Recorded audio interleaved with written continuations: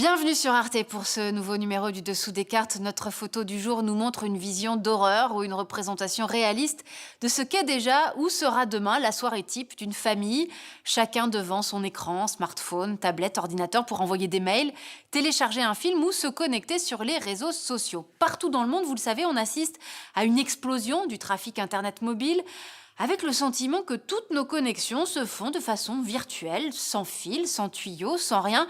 Eh bien non, évidemment, détrompez-vous, pour que vous puissiez accéder à vos réseaux sociaux préférés en quelques secondes, il faut bien sûr des infrastructures. Des infrastructures dans le ciel, avec les satellites, encore que vous allez voir que dans cette affaire, ils ne jouent qu'un rôle infime. Des infrastructures sur Terre et surtout des infrastructures sous la mer. Et c'est ce que nous allons voir aujourd'hui dans cette émission. Des kilomètres de câbles enfouis au fond des océans qui permettent des communications ultra rapides entre les continents, nous rendent aussi potentiellement très vulnérables et génèrent, vous allez voir, des guerres d'influence, des bagarres commerciales et géopolitiques 20 000 lieues sous les mers. Et on commence avec le Marea, premier câble sous-marin déployé directement par les géants Microsoft et Facebook entre leurs data centers de Virginie et Bilbao, en Espagne, en septembre 2017. Long de 6400 km, ce câble en fibre optique peut transporter 160 terabits de données par seconde, soit les 3/4 du trafic Internet actuel. C'est le plus puissant des 428 câbles qui connectent aujourd'hui le monde. Et voici à présent le tout premier câble sous-marin posé en 1851 entre Douvres et le Cap Griné. Grâce au télégraphe, les bourses de Londres et de Paris pouvaient suivre en quelques minutes les cours des deux côtés de la Manche. Ces câbles, posés par bateau, sont des accélérateurs de mutations économiques. En 1858, un premier câble transatlantique relie l'Irlande à Terre-Neuve, en Amérique du Nord. Et puis leur nombre explose. En 1870, Londres et Bombay sont connectés. En 1900, on en trouve 200 000 kilomètres. Et dès 1902, voici les premiers câbles transpacifiques reliant l'Australie et la Nouvelle-Zélande au Canada, via les îles Fidji et Kiribati, et la ligne San Francisco, Honolulu, Manille, Shanghai.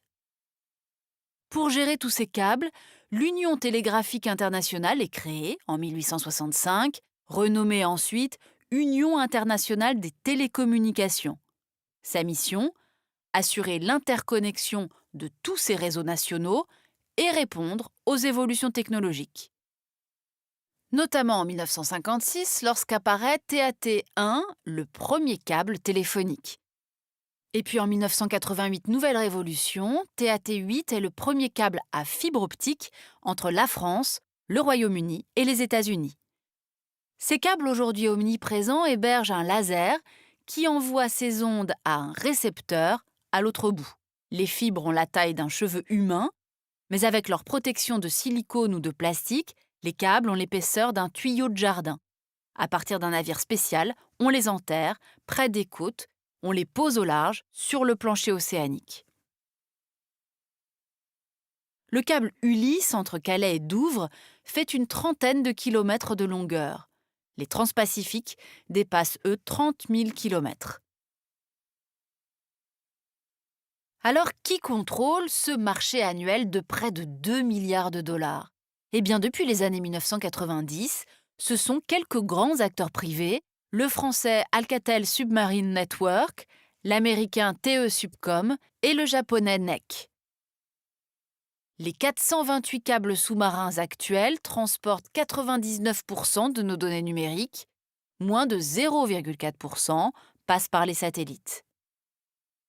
La plupart relient toujours Europe et Amérique du Nord, ainsi qu'Europe et Asie. S'y sont ajoutés au fil des années l'Amérique du Sud, le Moyen-Orient et l'Asie du Sud-Est, enfin les côtes africaines. On note des hubs de câbles à New York, en Cornouailles, Marseille, aux Émirats arabes unis, Bombay, Singapour, Hong Kong ou encore sur la côte est du Japon. A l'inverse, des États comme le Bangladesh ou le Mozambique sont peu reliés, faute d'un usage d'Internet important. Aujourd'hui, plus de 1,3 million de kilomètres de câbles traversent nos océans, soit 32 fois le tour de la Terre. Il y a eu un premier pic de pose de câbles lors de la bulle Internet des années 2000 et un deuxième actuellement. En 2016, 27 000 nouveaux kilomètres ont été posés, chiffre qui a triplé en 2017 pour satisfaire notre appétit insatiable en données et vidéos haute définition. Peu protégés, les câbles sont vulnérables aux chaluts, aux tsunamis ou aux morsures de requins et provoquent une centaine de pannes par an. Souvent, les données sont juste détournées vers d'autres réseaux, mais par exemple en 2006, un tremblement de terre au large de Taïwan a sectionné plusieurs câbles, ce qui a coupé 120 millions de lignes téléphoniques en Asie de l'Est et a bloqué temporairement les échanges bancaires et boursiers régionaux. Du coup, les grands opérateurs, ici le français Orange Marine, ont donc divisé le fond des océans en régions pour pouvoir envoyer au plus vite leurs navires réparer les dégâts.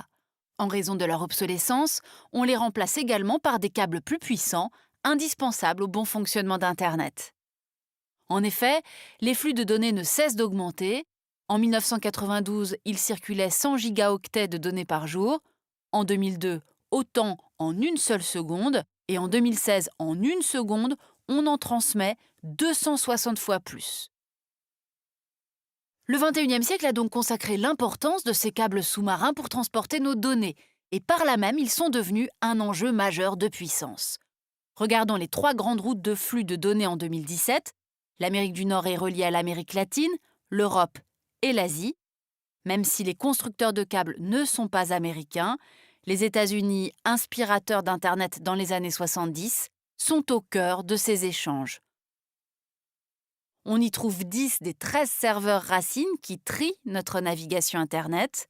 Les noms de domaines internationaux .com ou .org sont attribués par l'ICANN, basé à Los Angeles.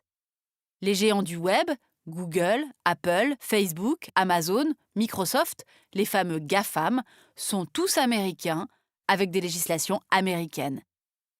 Résultat, 80% des flux de données transitent par les États-Unis, selon la NSA, la puissante agence des écoutes américaines. D'ailleurs, dès 1955, la NSA avait créé, avec ses homologues canadiens, britanniques, australiens et néo-zélandais, les Five Eyes, les 5 yeux, accords précisément pour surveiller les données échangées dans le monde entier. Une surveillance révélée plus d'un demi-siècle plus tard par Edward Snowden, ex-informaticien de la NSA, qui expliquera en 2012 comment ces écoutes visent en particulier les points d'atterrissement des câbles sur les continents. Exemple au Royaume-Uni, où les 3 points principaux, Porthcurno, Bute et Highbridge, permettent l'écoute par les services britanniques de nombreux câbles transatlantiques, comme l'indique cette carte des services secrets tirée des archives Snowden. En France, les liens anciens entre les services de renseignement français et Orange France Télécom permettent de faire la même chose sur des câbles méditerranéens arrivant à Marseille, transportant des données stratégiques du Moyen-Orient et du Maghreb. Cela n'est pas nouveau. Pendant la guerre froide, des sous-marins américains avaient déjà réussi à écouter des câbles entre des bases navales soviétiques, à l'époque non cryptées. Mais à l'ère numérique, l'espionnage est devenu massif. On voit ici les principaux points d'écoute de la NSA. En tout, les Five Eyes auraient visé 200 câbles pour récupérer des informations antiterroristes, mais aussi politiques et économiques.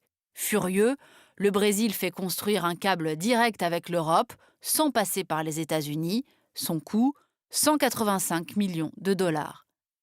Face à cette hégémonie américaine, la Russie, elle, est relativement à l'abri. Seuls 4 câbles internationaux la relient au reste du monde, l'un avec la Finlande, un autre avec la Géorgie et 2 avec le Japon. Par ailleurs, Moscou a ses propres acteurs Internet, comme Yandex et Fcontactier, plus faciles à contrôler. Regardons maintenant la Chine. Le câble Simiwi 5 a été terminé au printemps dernier par un consortium de 20 opérateurs, dont les 3 géants publics chinois des télécoms. Pékin, qui exerce un fort contrôle sur son Internet, veut étendre son droit de regard sur certains câbles stratégiques.